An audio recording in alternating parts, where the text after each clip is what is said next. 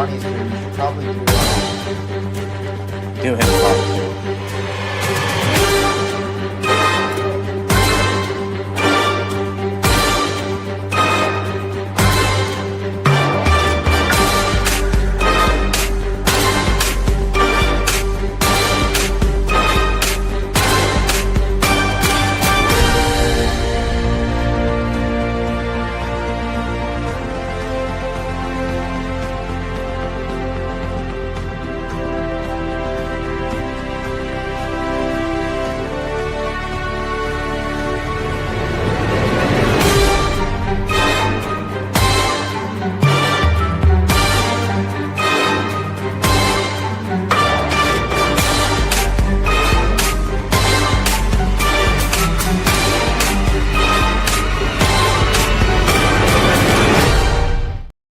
Good morning, good evening, and good afternoon to where I'm at.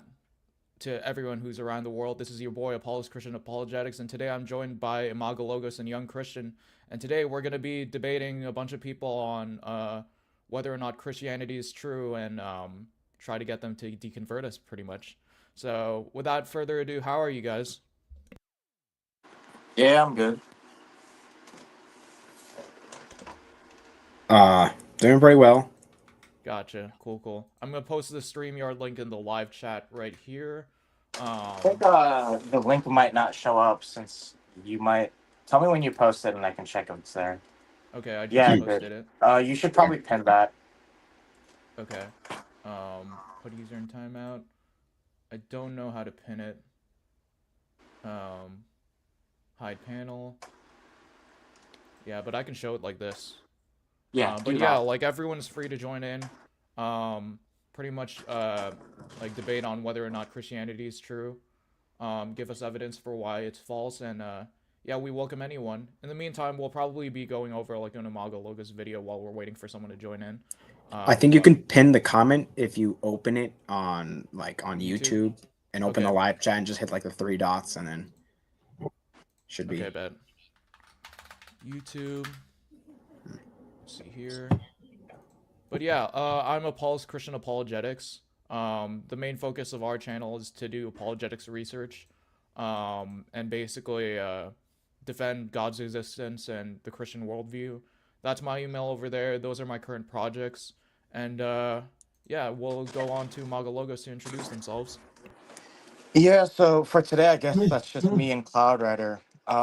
Really, we kind of do a similar approach to to Apollos. It's just that we introduce more like philosophy, specifically like epistemology, logic, and metaphysics. We introduced that to our I guess video content. So if you look at our stuff, we have stuff on like the problem of evil. I guess you could say it's from a more logical and epistemic standpoint, because the way that we kind of dealt with it was to in a way point out that the burden of proof isn't really on us to give a solution to the argument, but rather it's on them.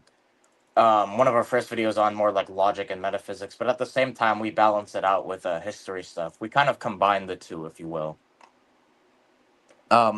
With our most recent projects, we actually have some interesting stuff coming up. So we have a introduction to formal logic coming up soon. We have some stuff on New Testament textual criticism, and I have like some new arguments for the historicity of the miracles of Jesus, which are going to be coming out eventually. All right. And then we have Young Christian. You wrote this, right, Young Christian? I think it was edited, but yeah, I primarily wrote it. Okay, bet. All right, take it away. So yeah, I'm Young Christian. YouTube is Young Christian's Thoughts. I love doing stuff on mainly theology, Bible exposition, and that's my main aspect of my videos. I'll be tackling like heresies and whatnot. So my approach will essentially be like that: apologetics involving Bible exposition. That might be whether the difficult passages people bring up, Bible contradictions, objections to the deity of Christ, things like that. So I've mainly focused on Christology, Islam, biblical theology, refuting the Hebrew roots movement, and then triadology. If you want to contact me, you can join my Discord. The link's right there on the slide, or you can reach out on my YouTube channel. Either way works. Future projects. I'm working on a book. Is that the right title? I think it is. Loving God with all our mind. I am going to work on a commentary on John, but that's going to take some time. I haven't really worked on it yet, other than the table of contents. And I'm kind of just working on a few different verse explanation videos and series like that. So yeah, that's what I'm doing right now. That's who I am. For sure. While I'm bringing up some links, do you guys have any responses to Five Nights at Freddy's, who says Jesus didn't invent Christianity, let alone preach Christianity? I mean, he can just come up and we can talk to him about it. That's Yeah. I think this guy's been in my comments before. Actually, he says a really? lot of crazy things. Yeah, but I mean, it's so I'm guessing he's gonna be one of those I think he's a Muslim. He'll be one of those guys that say like, "Oh, Paul invented Christianity," and essentially, just like one response you can give to that is a lot of the things Paul says line up with the teachings of Christ. Yeah. So Yeah, whenever historians say that Jesus was a Jew, what they're referring to is his practices with respect to the Jewish law, not necessarily like his new teaching that he brought forth to the table. Still in line with like Jewish trajectories, but still, consistent with the teachings of Christianity. I mean, Jesus, like, obviously, like, didn't follow himself. That would be like low-key modalism. So, obviously, he wasn't a Christian. So, yeah. that's modalism, Patrick. That's modalism, Patrick. Alright. Testing. I think I accidentally muted myself, Loki. For like a second, but I think you're there. Alright. And the other thing I wanted to announce is that I'll change the description, but my Patreon is now active. So, like, if you guys wanted to get some free perks, whether that be showing your name at the end credits of like certain videos, newsletters, private Discord / Patreon access, early access to videos, social media collaboration, so on and so forth, direct one-to-one video calls / mentorship. Please feel free to join the Patreon and select a membership that best suits your needs. So there's that. We also are joined by Mago Logos and Young Christian. Here are some of their recent videos. We've partnered with them in the past. Same with the Young Christian. I didn't mention this, but the easiest way to contact us would probably also be through the Discord. Yeah. That's kind of like where all three of us talk at this point. Me, you, and Young Christian. Yeah, for sure. Yeah, the Imago Logos Discord, that one. If you find Young Christian. Why is this all my stuff? Yeah, it's hard finding it through the search bar. To be honest, it's kind of weird. Yeah, for sure. What's your exact handle on YouTube, Young Christian? Let me type it in the private chat because it's okay. Bad. All right. Yeah, okay, I wrote this completely wrong. Discord link in the private chat as well.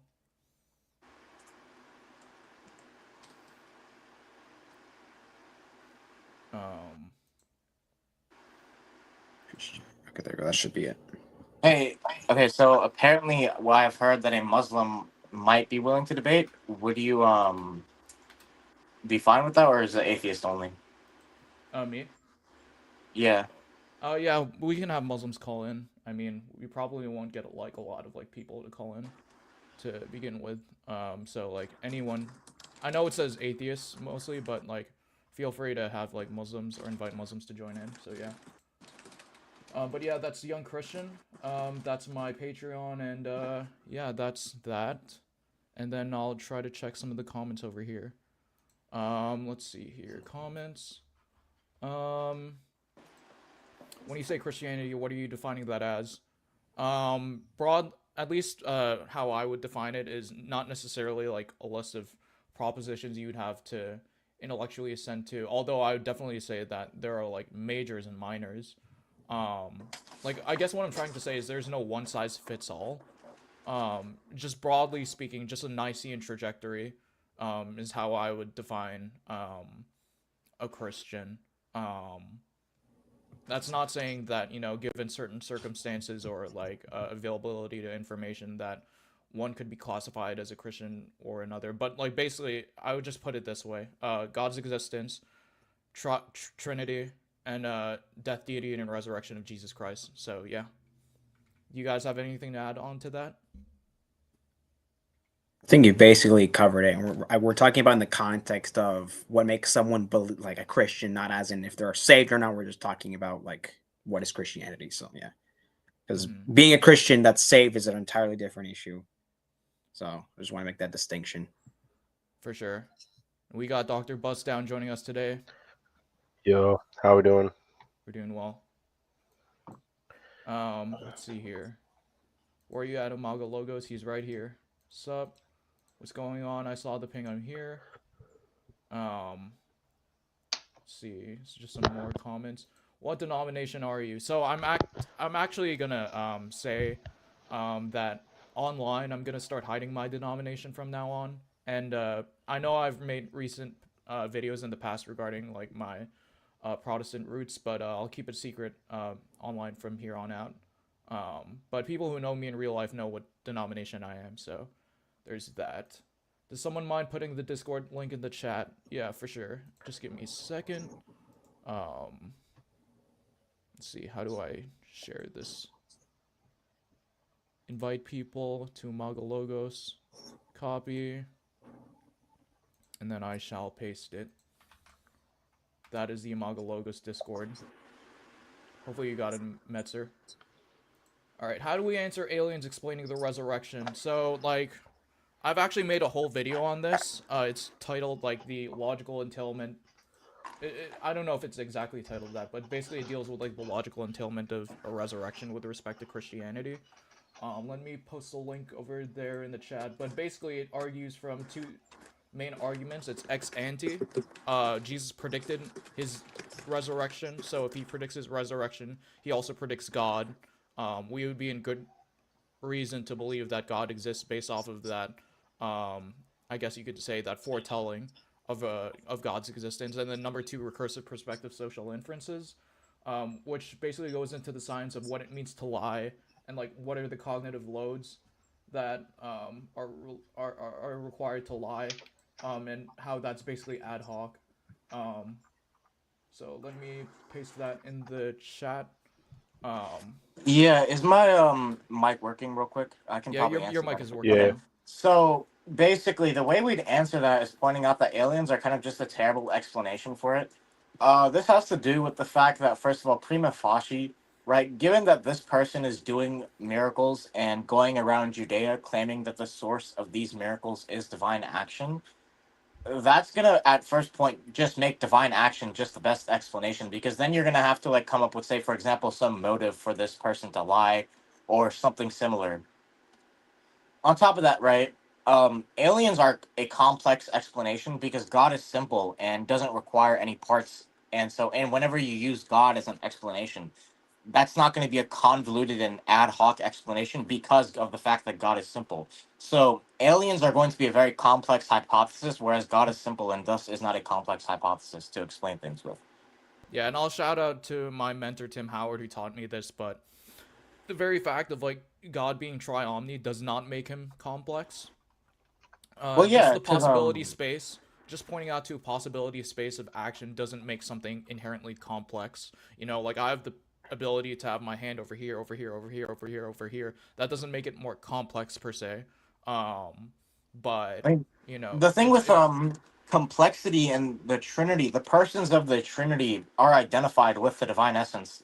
So it's still one being, right? When you count how many beings there are and thus factor in the complexity, there's only one.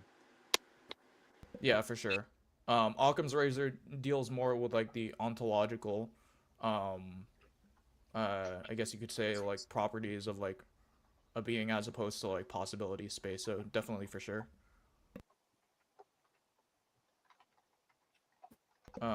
Let's see over here. By the way, Richard Carrier cooked T.C. Schmidt. The testimonium is cooked. I haven't seen Richard Carrier's article on that, but as far as I can tell, the testimonium is not cooked. He's Um, trolling, probably. I know him. He's oh, trolling. okay. Bet. Yeah, I think he posted something about like how Carrier was using sophistry in one of the servers or something. Yeah, for sure. Are you Catholic? Oh, okay, fair enough. I think that's referring to my denomination. So yeah, lots of great partnerships in the Discord. Yes, for sure. LOL, don't know what that's referring to. So yeah, Alchemist, It might be referring to Occam's razor. Occam's 'Cause, razor. Yeah, yeah. yeah, for sure. But yeah, without further ado, I guess we can go over one of either Young Christian or Amagologus's, I guess you could say, like, videos. How many call-ins did we get so far? We haven't gotten any calls. We literally just started like Yeah, we 15 started minutes like a ago. couple. Yeah. Yeah, You so can call in and pretend to be an atheist, low-key. I mean, yeah, I guess this is just non-Christian call-ins, or maybe we can do a Q&A too if like we get nobody. Yeah, for sure. Do you count the persons of the Trinity collectively or distributively? I think you would have to explain what you mean by that. Okay. Yeah, I'm not I sure know exactly what this Alchemist. refers to. Yeah. But yeah, like, let's actually go with like a video from a Young Christian's thoughts, because I know he hasn't appeared in a lot of my streams except for the Alex O'Connor one. So is there any videos you want me to go over real quick and get our reactions to? Let me look at my page. Honestly, I don't even remember what I've posted. All right. All good, all good. Let's see. Are you looking for a specific time length or a specific topic, or? Ideally, it would be pertaining to the truthfulness of Christianity, since that's what this live stream is about. But yeah. Okay. Do you take Occam's view on John 12? Or John the 12th, maybe? 21. John the 22nd? No. Sorry. Yeah, 22nd. My bad. I only saw one eye. Yeah. Is this? Yeah. Can Okay. each person respond with their favorite Christian apologist? Inspiring philosophy. He's the GOAT. Favorite My mind. apologist. I don't know. Let me go look through my subscriptions real quick, and then I'll see, like on YouTube. TikTok, time to rock. It's pretty funny, not gonna lie. I think it's probably going to be Sentinel, honestly. Oh yeah, he's really good. He's really in depth, especially with his commentaries. Yep. Depends on like what their specialty is for me. Like if you're talking interdenominational work, He just wants to say Wagner. exactly. He I just was gonna wants say to say Wagner Wagner. or Kevin. Yeah, he just I was wants gonna to say say Kevin or Wagner. If we're talking like contra atheism or contra Islam, I would have to say IP. Yeah. That's probably where I got my Bro, I have favorite no apologetics image topics count. from, low-key. Just by listening to IP all day. If I had to pick one, I would probably say, just for me personally, God Logic. Oh yeah? One of my inspirations, yeah. Dude, I want him Yeah, to, he's like, funny. if I get enough money, if I get, like, a clear trajectory of my savings and stuff like that, I definitely want to bring him down for, like, our local Ratio Christi chapter and just have, like, the street, like, rapping, like, theology debates that he has. Jesus is God. Jesus is God. As a Christian coming back after 20 years, would the structure of Catholicism help me find a foundation after so long, or just go to a church that I'm used to? I think you can say that with any like ecclesialist church, and with like Anglicans and Yeah, like High Lutherans Church as well. Protestant. Yeah, High Church Protestants and like ecclesialist churches, so Catholicism, Orthodoxy, and such. Those would all be good places to look at if you want like a structured and very organized system. For sure. I think I found a good one here. Would talking to a Muslim about the Trinity and such things count? Yeah, sure. I don't mind. Yeah, sure. I think me and That works. Bustdown can cover that. Either one of those. We're Yeah, 'cause good I with the Thomist stuff. Is he coming on? Huh? Is he coming on? No. I'm talking about my for my video. Oh, okay, gotcha. Oh, okay. Yeah, I thought you one meant I like did. coming on. No. Because there's one I did. It's titled "Discussion with Logical Analyst on If Muhammad Followed the God of Abraham," and we kind of cover some Old Testament passages and New Testament regarding the Trinity and deity of Christ. It was probably my best discussion I had. All right, bet. Let's see it. Or If you actually, wanna yeah, s- let me pull it up. You said it was titled. Discussion with logical analyst on if Muhammad followed the God of Abraham. Is that his name, Logical Analyst? That's his YouTube handle, yeah. It is 30 minutes long, so if you want to like stop it at any point, because Oh my god, bro. Alright, 6 quillion years later, we'll be finally done with that video. Yeah, and then Alchemist says the standard definition for collectively meaning as a whole and distributively meaning referring to each individual of a class. And I believe that's in reference to, do you count the persons of the Trinity collectively or distributively? So are the persons of the Trinity like... Oh, hold on. Did my mic cut out again? Can you hear me? Yeah. Yeah, I can hear you now. Okay, what? Oh my word. Yeah, he also cut out as well. He just cut out again. Yeah. Like, so I would probably have to say, as a collective, insofar as they are to the divine essence. But if we're talking like referring to each of the persons, I guess relationally, yeah, you could say they're distributive in some sense. I don't know. I take the opinion of rarely affirming, seldom deny, always distinguish. So. Yeah, and as far as my metaphysics on the Trinity, I'm not super clear on it. To be honest. Okay, wait. Did I get back now, or is it still? Yeah, you're good now. Okay, so the way that we would what's it called, answer that, I would suppose that given.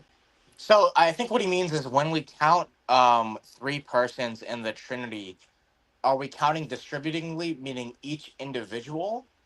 Yeah, when we count three persons, we're counting, each individual like as a different individual from each other individual.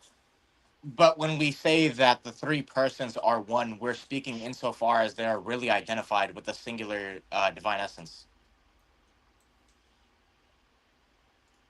Okay, so because I said you could say they're collected insofar as they all are really identical to the divine essence, and then in some sense, you could say they're distributive insofar as like they're relationally distinct from each other. Okay. Okay, put up Scholasticus's question. Yeah, Alchemist, I know you're not going to be like doing anything cheeky with that question. Let's see. The Apollos, do you take Boethius's definition? I don't know. Apollos doesn't really deal with medieval stuff. Me and Bust Down are here for that medieval scholastic stuff. So I guess I can represent. Yeah, we take the we take the medieval view. So yeah, we probably agree with Boethius mostly. I would take. Although, well, yeah, I would say Scotus agrees with the Boethian position. Same with St. Thomas. So yeah, I would have to agree as well. Yeah. Yeah, it's kind of standard. There's some disagreements, but yeah, we would generally agree with the outline of it. Yeah. For those who don't know, Boethius's definition is that a person is a subsistence of a rational nature. So that's how he defines person, basically. Subsistence refers to like independence or individuality, right? So it's just saying it's a certain individual of a rational nature. Another way to put it is that it's a hypostasis of a rational nature. So a person is just like taking some hypostasis, and if it's rational, then that's sufficient to be a person. Yeah, and I believe Monologos already has an easily understandable response to the logical problem with the Trinity. Like, I think there's... we have one. Yeah, there's a video dealing with that problem specifically. So, yeah, pull it up. I can run up the, I guess you could say, outline of it. So really, the way that it works is that it sets up a dilemma, right? The is of identity and the is of predication. Then it says that the is of predication leads to tritheism, and then it says that the is of identity leads to modalism. It's just that the inferences from, like, let's say the is of predication to tritheism is going to be based off of counting by identity. So you can just reject counting by identity, and there you go. That you can easily like get rid of the inference as long as you just deny counting by identity. So that's one solution. Another solution is to deny transitivity, because the modalism horn, or like saying that the is of identity leads to modalism, that's going to be contingent upon transitivity or Leibniz law, and you can get rid of that, and the inference doesn't follow. So that's the two ways you could solve it. A third way is to deny the initial what's it called? Or statement, or the initial dilemma. Yeah, the initial dilemma. So you can deny that, or you can say that there's a different type of is besides identity and what's it called, predication. And All right, that's covered in our video, yeah. So the Thomist solution, also known as the correct one, is going to be that basically, because of the fact that we have relations of opposition, and because of the fact that the persons are relative entities that are identified with in reality, but distinguished from virtually with the divine essence, you can avoid the transitivity problem, which is something we address in there. For sure, for sure. Mm-hmm. All right, and just a reminder that this is live, waiting for people to call in for their questions regarding Yeah, if you Christianity. like know anyone that's going to call in, I think you should just invite them, because Yeah, I've for been sure. asking someone to go and advertise the stream. Yeah. But otherwise, we're gonna go over like some of Young Christians like debate. And we'll check in back with the comments in like 5 minutes or so. So yeah, we'll do that. And let me know if you guys cannot hear. So I'll play it.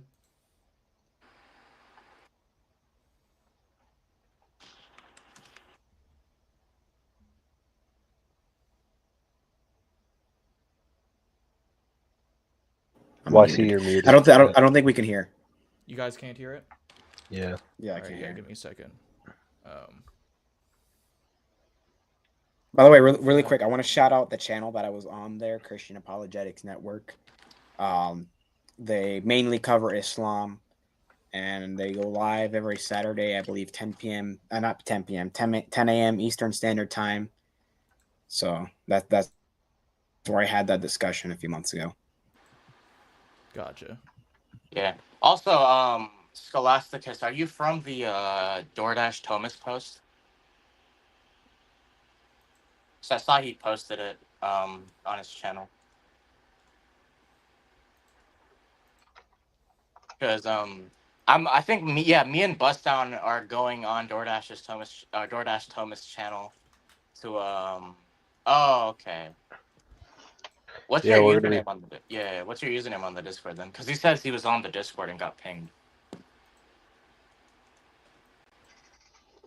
we're gonna be talking about the recent event of Cleave to Antiquities conversion to Eastern Orthodoxy with Father James, i.e., barely Protestant. I believe Kevin from Since 33 will be joining us as well. Really? That's interesting. Yeah, and then it's you and me, and then Michael. Of course. All right, let me know if you guys can hear it now. So you said how to prove is Muhammad is a prophet, Muhammad Sallallahu Alaihi Wasallam. Yeah, Woody? Go ahead. Can you guys hear it? Yeah. He's a prophet because the Bible says that the Bible prophesies about him. If I want to prove it to the Christians, that's one of the evidences, and that he follows the teachings of the God of Abraham.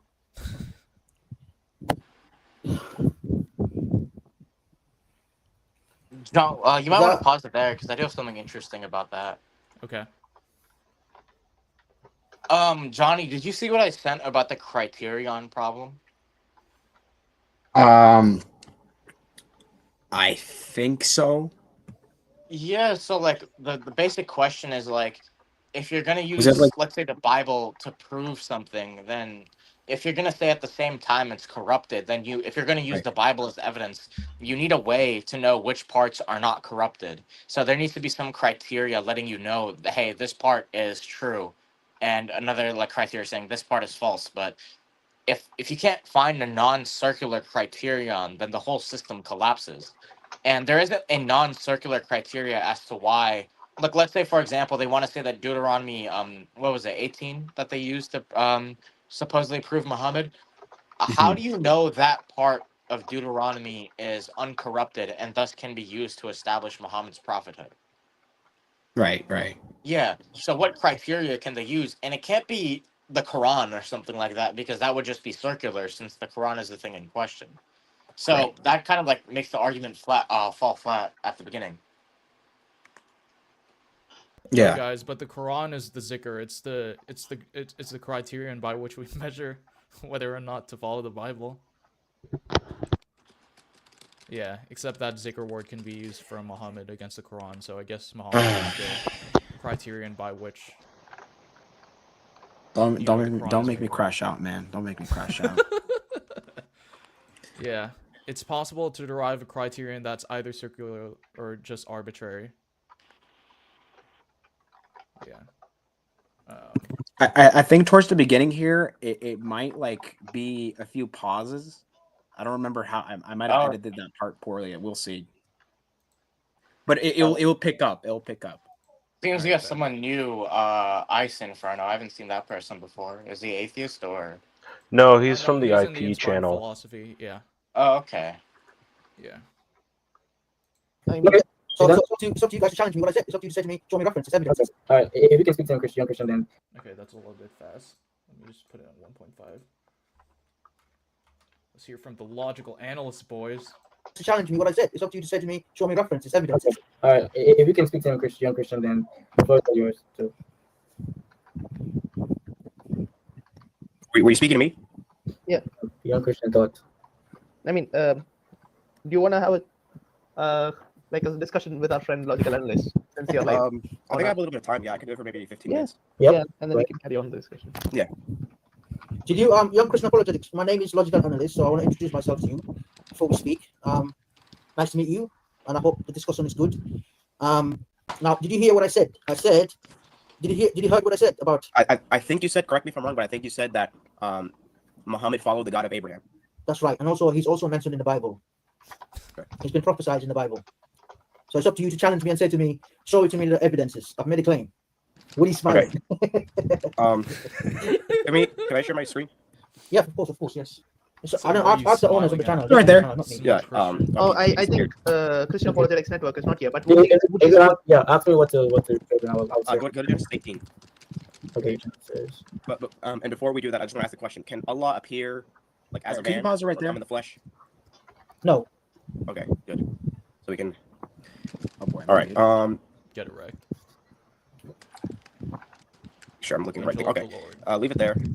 So I want to read this. This is Genesis 18, verses 1 to 2. It says, "The Lord appeared to Abraham near the gates of Mamre while he was sitting at the entrance to his tent in the heat of day. Abraham looked up and saw 3 men standing nearby. When he saw them, he hurried up from the entrance of his tent to meet them and bowed low to the ground. He said, 'If I have found favor in your eyes, my Lord, do not pass your servant by.'" And it keeps going. So, do you agree this is Yahweh appearing in the flesh? No, I don't. Because I believe this is the angels. Okay. Why is he bowing low to the ground to the angels? Because that's a sign of respect. Just like the brothers of Joseph bow down to his brothers. Sorry, the brothers of Joseph, they bow down to Joseph. It's a sign of respect. It doesn't mean that you're worshiping them. Okay. Let me see here. Actually, I'll pull it up. Let me pull it up here so I can look at it myself. 12 seconds later. It says, "Then the Lord said to Abraham, why did Sarah laugh and say, will I really have a child now that I am old? Is there anything too hard for the Lord? I will return at a point in time next year, and Sarah will have a son." Don't you think that's one of the men there, Lord? Sorry, I didn't get your question. Sorry. Yeah, the verses 13 and 14 is Yes. Yahweh speaking. That's one of the men. Yeah. Then the Lord said to Abraham, "Why did Sarah?" Yes, it says the Lord. Yes, it says the Lord. So if it's one of the men, then isn't it Yahweh appearing in the flesh? Okay. Let me show you this in the Bible. John 10. I'm not gonna let Woody knows he's smiling. But Woody, come on, please. No, Woody, come on, please. leave Leave it between me and him, please, Woody. Don't do that. You said you want him to speak to me, please. That's right. He said, "Stop smiling. Stop interrupting the debate." Now, Did I do something wrong? Because I'm No, just... no, he's I was trying to say that do not go to other. Now, in the Bible, when angels and prophets of God can be called God. This is from the Bible. Jesus saying here in John 10 verse. Let me quote it for you, and then you can continue. Yeah, John 10 verses 33 to 35. This is what it says. 33. "We are not stoning you for any good work," they replied, "but for blasphemy, because you are a mere man claiming to be God." Now the Jews are accusing Jesus claiming to be God. Jesus replied and answered them, Is it not written in your law? I have said ye are gods. If he called them gods to whom the word of God came, Didn't and we the scriptures cover don't this all in like our Yeah, we review covered stream? that in our Yeah, this Alex is Apollo literally stream. like the same argument that we covered. Did they just copy and paste the arguments? Yeah. It's in the Dawa script somewhere, probably. Yeah, for sure. But if you guys want to see the refutation for like the false gods being addressed in the Psalms, then yeah, like definitely check that out. John Bolin says that religion is a disease. Well, would you like to present your evidence for that? Because we're doing a live call-in show, so feel free to click on the link above, and we'd be happy to discuss with you. I swear, I heard you say John Walton. Yes. Yeah. John Walton says religion is a disease, John dude. John gosh. Bolin. Maybe it's a pun. But yeah, John Bolin, are you gonna join in? You gonna be a man? But yeah, like we're on the Imago Logos Discord, so yeah, we announce the streams there as well. So yeah. It's What's the Injil, by the way. But yeah, you get the gist. Does it go into this, by the way? I don't think so. No, I don't think I've had that discussion with anyone yet. But they did do that topic on their channel, and nobody really showed up. But yeah. Gotcha. Read your Bible cover to cover. Well, if it's that simple, you shouldn't have that much of a problem explaining it to us. You don't need me. That's true. But you know, I mean, if if you're just it's here to like, chill in the chat, then hey man, it should be easy for you to just tell us what the issue is. yeah. Yeah. It's public access too, so you should be able to join on StreamYard. Even if you're on a phone, you should be able to join in as a guest with the StreamYard app. So yeah. I don't know, man. A lot of people read the Bible cover to cover and became Christians. So True. I believe in prison too, if I'm not mistaken. A lot of people in prison just read it and then converted. Yes, sir. Hmm. High prior for that. All right, without further ado, while we're waiting for him to join, we're going to go back to the debate with Young Christian. So, yeah. Aside broken. What about the one whom the Father sent? Okay, it goes on, and as you can see clearly, it says here, anyone that is sent by God or given the scriptures can be called God. So the angels are called God, just like Moses is called God when he was sent to the Pharaoh. So just because they're called Lord, it doesn't mean they're God. Okay, so even if I grant you this argument, the term Thank there you. specifically Yahweh. That term's never used of men. Yahweh's never used of men. It's specifically for the Most High God. So even if I were to grant that, which I have issues with your argument there, the term there is Yahweh. Okay, fine. I'm going to give you this reference from the Bible. Woody, do you want to share the screen here, please? This is 1 Kings chapter 8, verses 27 to 30. You can read it out, Woody, as well. 1 Kings. Something that chapter happened 8, a verses lot 27 here. to 30. I'm responding. He would like just kind of concede a lot of my arguments and then just move to another argument. Yeah, You for should sure. call It does them out sound on like a it. Gish Gallop like low-key. That happens a lot. That happened in the last debate, Apollos. You should call them out on it. Yeah, for sure. Yeah. Pin the gel to the wall. Yeah. To your point, let's see if you're going to be consistent. Because you said that God is on earth. But Woody, do you want to read it out? Is this the passage where it says that the earth cannot contain him? Yeah, Yes, exactly. Yeah. Yeah, that's so God is omnipresent. He's not contained by earth. That doesn't mean he cannot come down. Like he has appearances on earth, but that's a temporal appearance. It doesn't mean that he's never going to come down on earth. No, it's talking about the earth cannot contain him. Contain means the earth cannot handle him. This is in the Islamic teachings. When God enters into this world, like in the story of Moses, when Moses said to God, "Can you show yourself to me?" God said to him, it is not possible to see me. However, if you look at the mountains and if it remains, then you will see me. But Moses looked at the mountains and God tried to reveal himself. The mountain crashed and Moses himself fell unconscious. That's God is trying to tell Moses, if he enters into this world, it's going to be a disaster. Everybody will be destroyed. How does God interact with the world under his view? I'm very confused on. And low-key, Yeah, I I'm don't pretty know. sure that the Quran doesn't say anything of what he's saying. Like, Yeah, because when we speak I think that's about just all his like, commentary. And like, yeah, when we speak about that, that just means the divine essence can't be like in creation, literally, right? It's just like Can you guys hear me? yeah, we can hear you. Yeah. Yeah, but like the issue is like, especially in the Old Testament, you see a bunch of theophanies. I don't know how he would handle that, but I think theophanies are a thing in his paradigm. He's a medical doctor. Yeah, I don't know. I think I could have done a bit of a better job, like describing the difference between. I think we get into it in a second. The difference between divine essence and then the divine persons, because when we say God comes down, we're not saying that the divine essence like comes down, and then just I think fills the earth.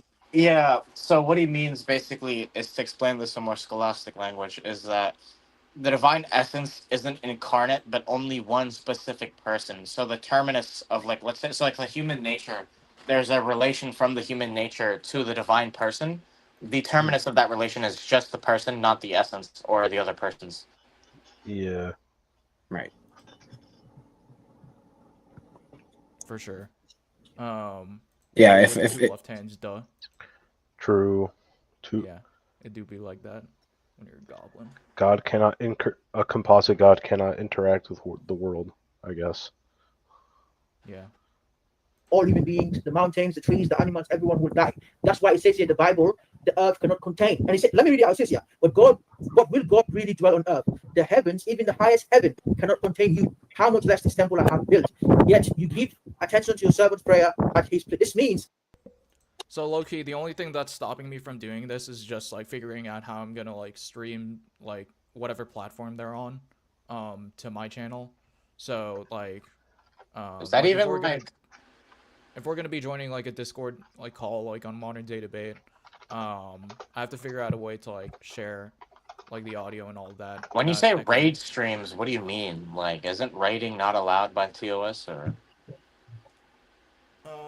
Actually, that's a good point. I'm not sure. I'd imagine. Yeah, if you're.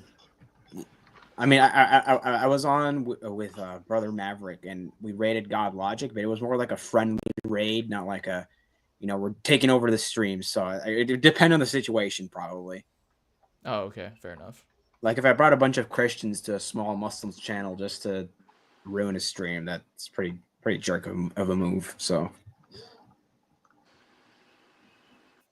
Gotcha. In terms of God's what do you call it? God's presence, in terms not physical presence, essence presence. This is what it means. But God cannot enter into this world. If He enters, that's the end of all of us. That's what. That's why He says that. How does He explain omnipresence then? Because there needs to be some way that God interacts with creatures. Like, well, it's interesting because, like, this is actually a problem in Islamic theology. The whole question of like, where is Allah? And there have been multiple different answers to that. Like, is he? Because like in Christianity, the way that we would explain the idea of God not being contained, right? You're kind of cutting out. Oh, really? There, you're back. Just repeat what you said. That we don't say that. Yeah, we don't say that like the divine essence becomes incarnate, so there's no violation of God's sovereignty, which is what He's basically showing. What we say is that Christ is in the world through His humanity. So insofar as He's human, He's in the world, but insofar as He's divine, He's not. So there's no issue with what's said in there and what we said, because we affirm it. And in fact, I think they have to affirm the same thing from the Old Testament. So like, when God appears, like let's say in a theophany, right? You can't say that like God enters creation in the sense that the essence is now temporal and finite, but rather God is manifesting Himself through something else, right? So in one sense, God is, visible to other people, but in another sense, God stays invisible even with the theophanies, right? And if you have that in like what's it called? Islam. I don't know what the consensus is on theophanies in Islam. I know some groups would accept them, some groups would reject them. Every time I've asked the question, I've kind of gotten different answers, so I'm not sure. But if you have theophanies, then you're going to be running into the same issue there. Well, doesn't Allah in the Quran appear in the burning bush to Moses? Does he? Yeah, that's what I was gonna say. I believe so. I think like he does. It I don't remember says that he was in the burning bush. Okay, well then, yeah, at that point, then yeah, that's just a theophany. So you need to like, I think any critique you can make of the incarnation you could very easily make a similar critique of theophanies. So, if you want to say that God's providence is so great that he can't enter into creation, how do you explain the burning bush? This isn't to say that, like, that question alone is sufficient to defeat it, but, like, if you're going to make the critique that, like, oh, well, God can't enter into creation because he's going to be spatial, then how does the burning bush work? And, the answer is that, okay, well, this is just like, I guess you could say this is a created manifestation that represents an uncreated reality. Well, then we can say the same about the incarnation, that the way the Son is incarnate is through this human nature which exists in creation, and the human nature itself is created, but its subsistence is the divine person of the Word. So there's no human person, but rather it just, like, the person is the divine person who assumes this human nature. Yeah. And so it is through that human nature which he is like corporeal and temporal, but not in his own divinity. And so that clearly solves the problem. So any solution you can give to what I talked about with theophanies can be somewhat easily translated over into, like, the incarnation. Yeah. I think I touched on some, like, obviously I didn't use all that language because I'm not that smart when it comes to philosophy, but I think I touched on that here somewhat. Yeah, I don't know what your take on this is, Johnny, but do you hold to essence energies, or, like, do you know what that is? The essence energy distinction, I've heard of it. I haven't really looked into it or adopted a position on it. That's, I guess, one way. So Alchemist says, how does God create under the view? You might want to pull that up. What do I want to pull up? Sorry, I was typing something. What Alchemist just said. How does God create under their view? So if you're talking about the Islamic view, some of them don't hold to divine simplicity, so they don't really have the issue of explaining how God can create without changing. But if you're gonna, like, hold to, like, providence and simplicity and what's it called, like, the transcendence of God, then I don't think they have a solution to that doesn't, like, somewhat map onto the incarnation. For sure. I'm just posting some invites in other Discord servers I'm a part of for debate. So yeah, posted it in academic biblical criticism. Posted it in modern day debate. What else? Do we want to post it in Planet Peterson and or Yes. Why not? Sure. Sure.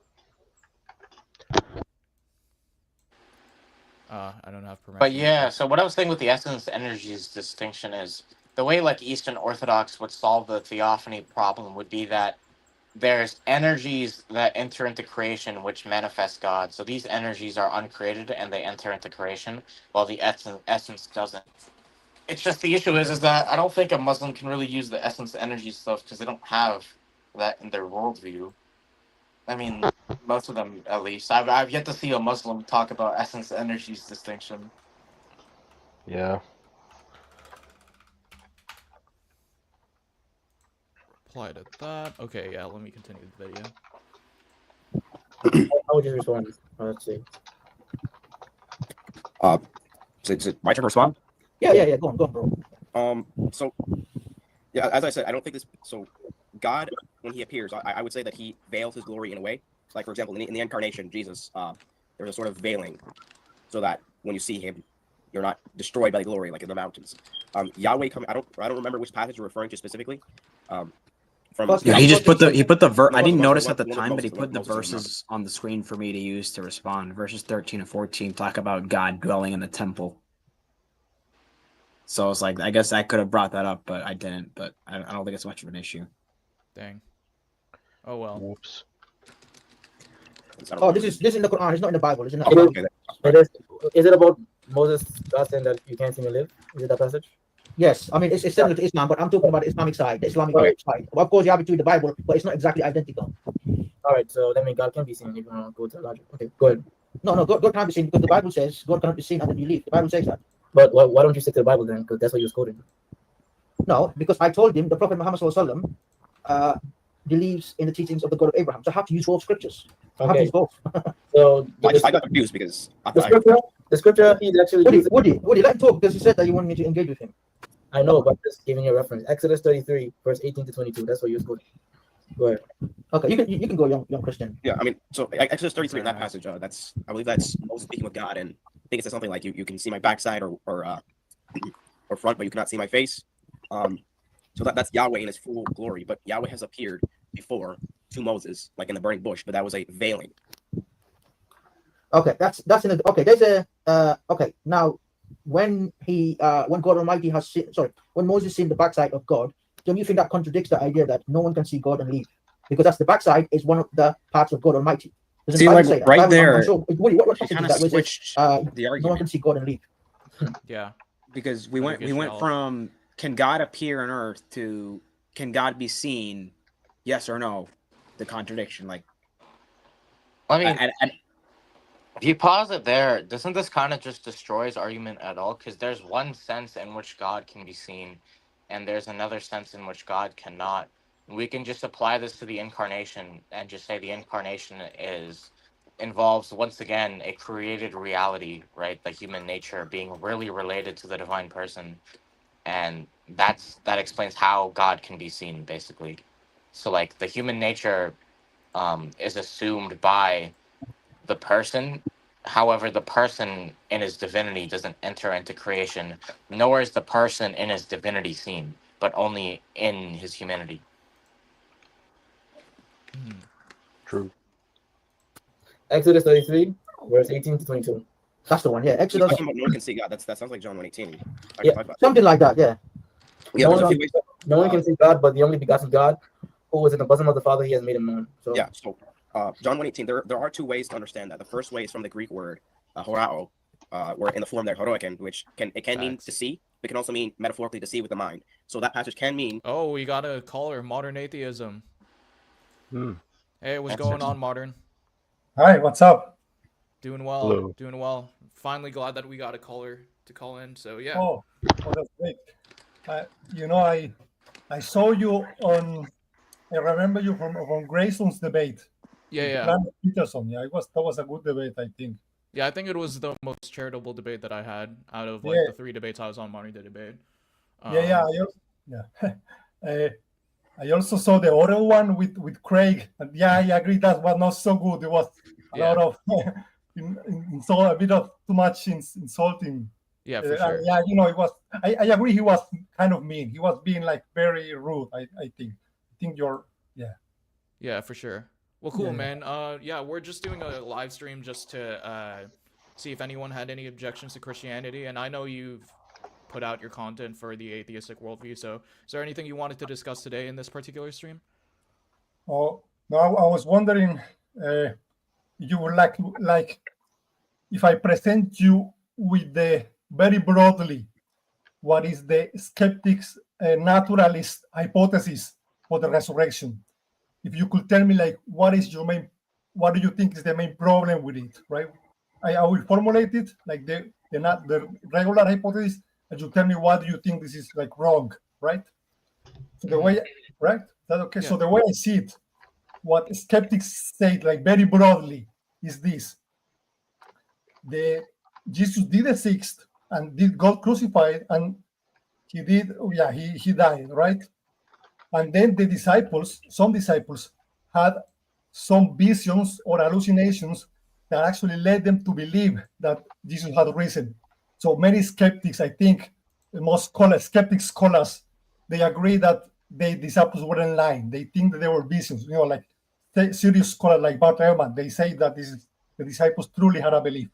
And then what they say is this: over many generations, stories about Jesus got embellished due to an oral transmission process, and over many decades, these stories got written in the Gospels, but there were a lot of embellishment and legends on it, right? And that's where we get stuff like group appearances. That's like very broadly what skeptic scholars say. So that's my question. What is like the wrong? What is your main objection against this hypothesis or this idea?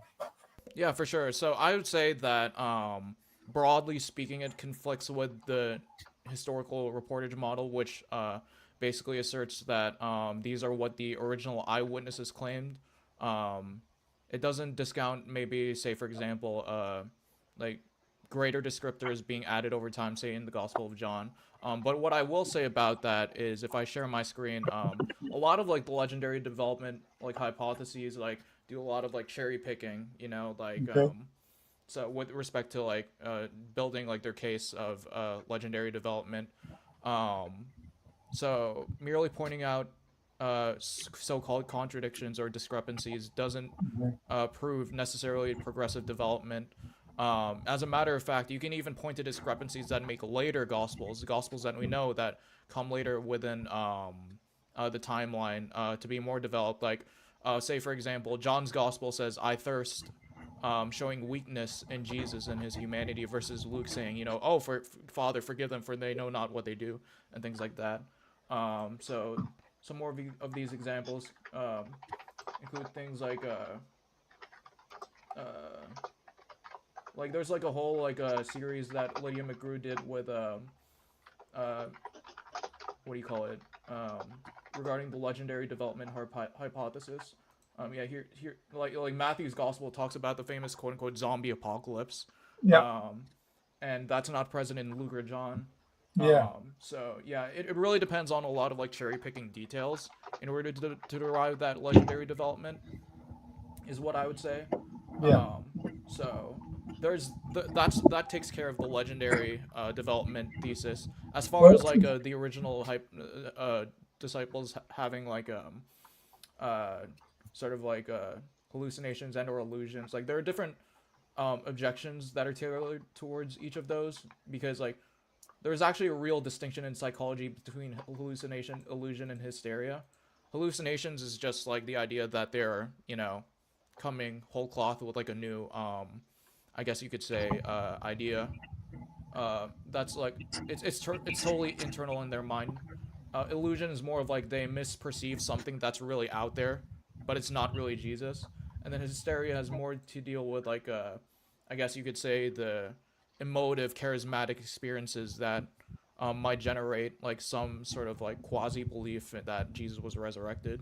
But yeah, we can go over either of those. Is there anything y'all guys wanted to add? Not Is he okay really. with us? Is he okay with us jumping in? Yeah. Sure. Yeah, I think I would agree with Apollos mostly there. I just don't think that, like, once you get past, let's say, like, if you agree that the Gospels aren't anonymous, I don't think modern theories work at all. Once you agree, what do you mean? That the Gospels are anonymous? If you think the Gospels are not Yeah. anonymous and they go back to the apostles or to the direct disciples of the apostles, then the modern hypotheses about, let's say, like, I don't know, the hallucination theory kind of fall flat. Yeah, okay, sure. I agree, but yeah, I kind of agree with that, because yeah, it's like there is no way that they can be mistaken, like about group appearances, for example. They cannot hallucinate that. That's too much. You have to say that the story was invented, really. That's the only way to explain this, I think. And for that, you have to either say that it was a lie, that they were lying, that the disciples were lying, or you have to say that this is what the skeptic scholars say, is that these stories were written many decades after the events, and they went to a oral chain of transmission before being written down. By the way, I want to respond to that.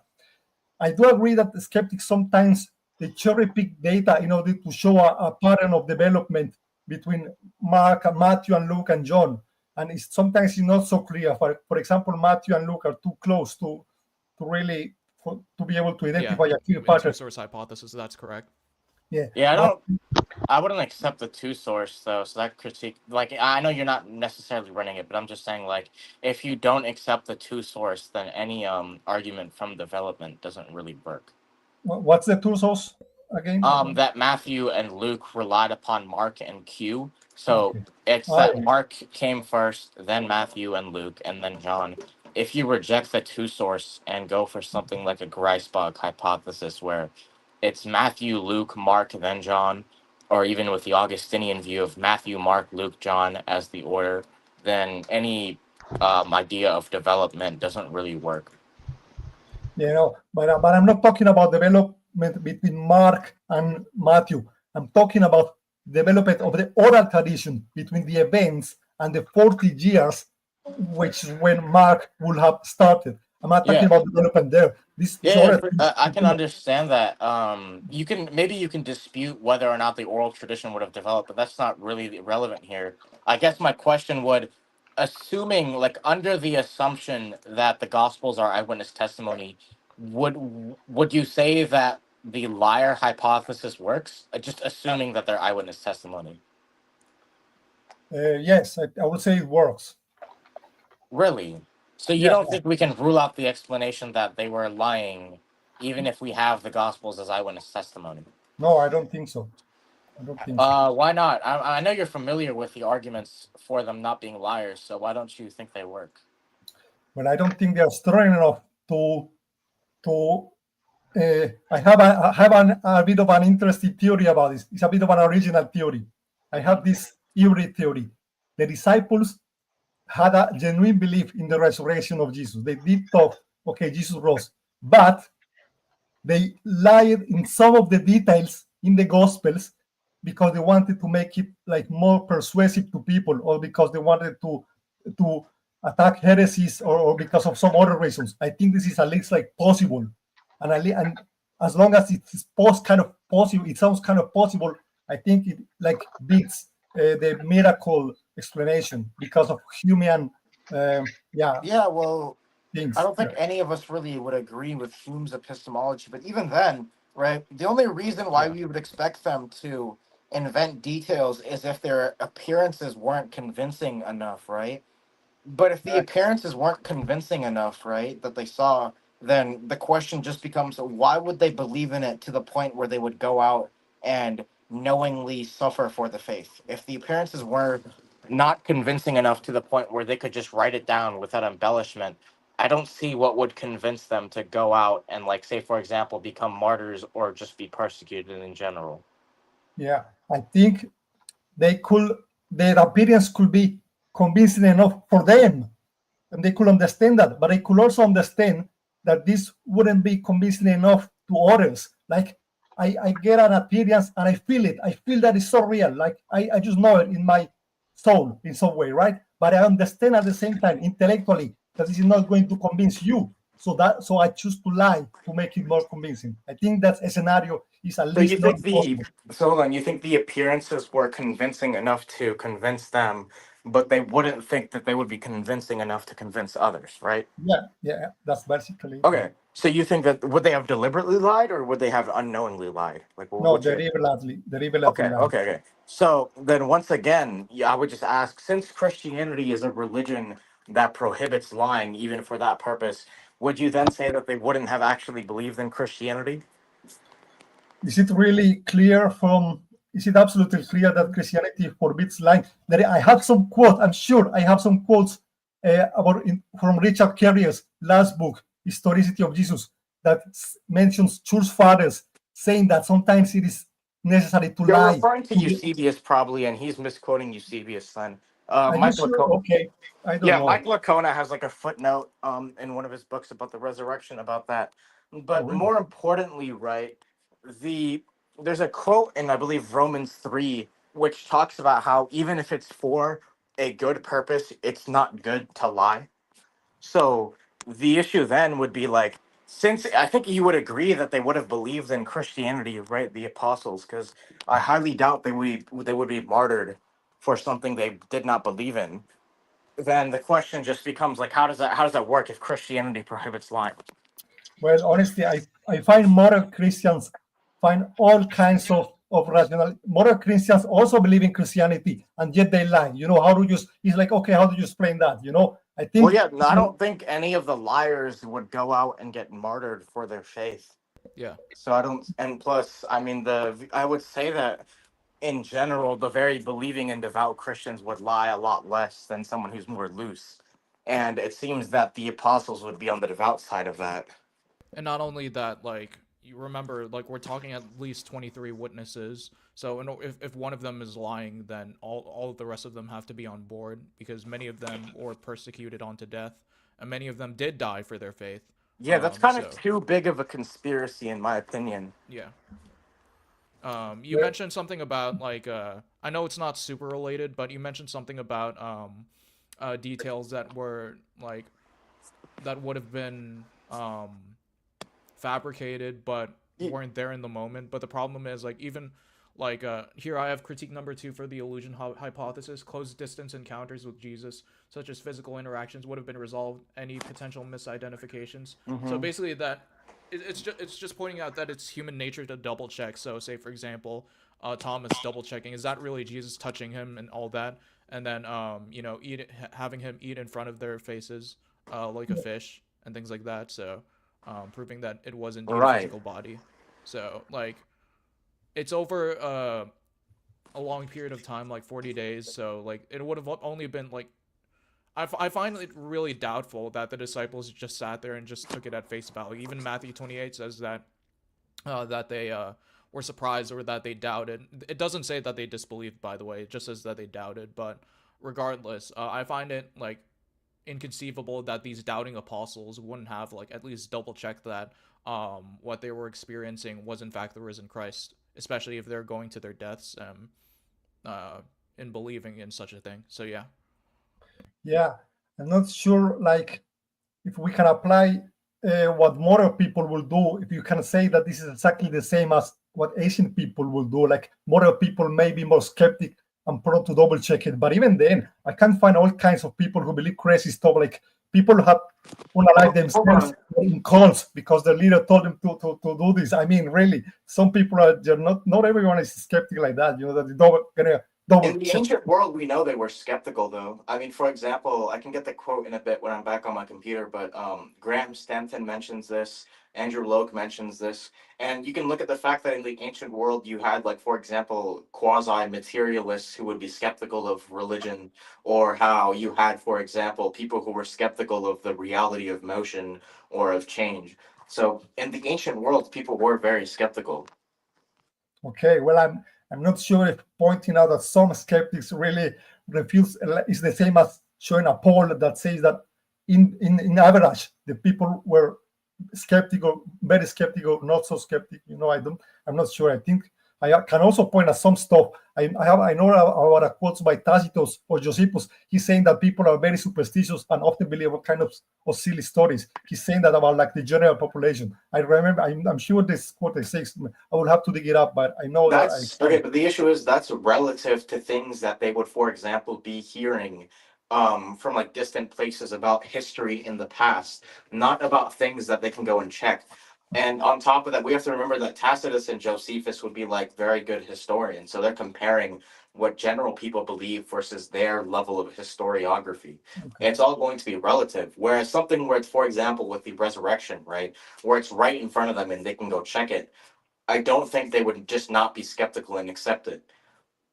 Okay. On top of that, right, clearly skepticism was enough of a problem that Aristotle had to kind of like formulate his metaphysics of change just to account with the skeptics about change. So if it's enough of a problem that you can have the entire like even to this day, when people introduce concepts like act and potency, they bring up about how skeptics of change would have basically influenced Aristotle to develop his theory of change. So they clearly weren't just uninfluential like one-off people. They were pretty influential. Sure. Yeah, but at the same time, I think those okay. But one thing is skepticism on the intellectual elite, right? The philosophers and all, and another different thing will be like the general population. I'm not sure this can be transferred like what 100%. You know. When it comes to the general population, actually, like once again, Stanton talks about this, that people still wouldn't just be accepting of any miracle claims just for any reasons. And on top of that, we have to remember that not everyone in the 12 was just part of the general population. Most of them seem to be pretty hostile to Jesus at many points in the ministry, right? So, for example, Peter disobeying Jesus throughout multiple times, right? And even with Paul, he would have been pretty educated. Sure. Arguably, even Matthew was pretty educated. John, although he was a fisherman, fishermen could also often be somewhat wealthy and sometimes educated. I don't know how rare that would be. Yeah. Yeah, I'm not sure about yeah. I mean, but I have one example from the Gospels. There's a part that says that Herod believed that Jesus is John the Baptist, that's a resurrected, right? So you see how even Herod, how easily Herod thought that John the Baptist resurrected from the dead and is walking around, right? That's not being very skeptic. Well, that's because he's receiving a bunch of reports about miracles from Judea happening by someone who would likely be preaching the same message as John the Baptist. Oh, okay.